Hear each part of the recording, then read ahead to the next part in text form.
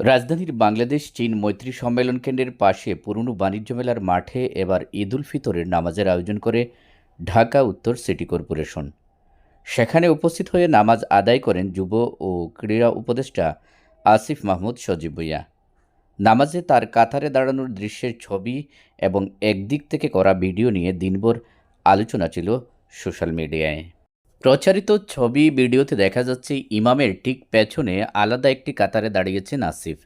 ভিডিওতে এই কাতারে আরও কাউকে দেখা যাচ্ছে না। এর ফলেই আলোচনার সূত্রপাত হয় মূলত।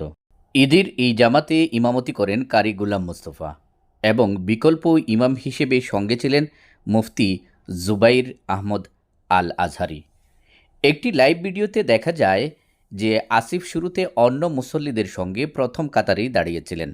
নামাজ শুরুর আগে ইমাম সাহেব নামাজের জন্য সবাইকে দাঁড়াতে বলেন।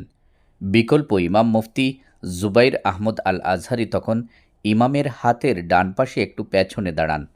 মাইকে প্রথম কাতার থেকে যে কোনো একজনকে ইমামের বাম পাশে একটু পেছনে দাঁড়ানোর আহ্বান জানানো হয়। কয়েকজনের পরামর্শে আসিফ সামনে এসে দাঁড়ান। ভিডিও দেখে এটা নিশ্চিত হওয়া গেছে যে আসিফ শুরুতেই নতুন কাতারটিতে এসে দাঁড়াননি। ইমামের আহ্বানে এবং পরবর্তীতে অন্যদের পরামর্শে এসে দাঁড়ান।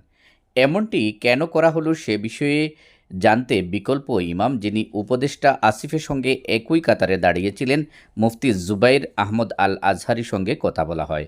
তিনি জানান, ইমাম সাহেবের সঙ্গে বিকল্প ইমাম সাহেব দাঁড়াবেন। এক পাশে দাঁড়ালে অন্য পাশে খালি জায়গা থাকে। পেছনে জায়গা হচ্ছিল না বিদায় সামনে আরেকজনকে আসতে হয়। তখন উপদেষ্টাকে সামনে আসার অনুরোধ করা হয়। তখন উনি সামনে আসেন।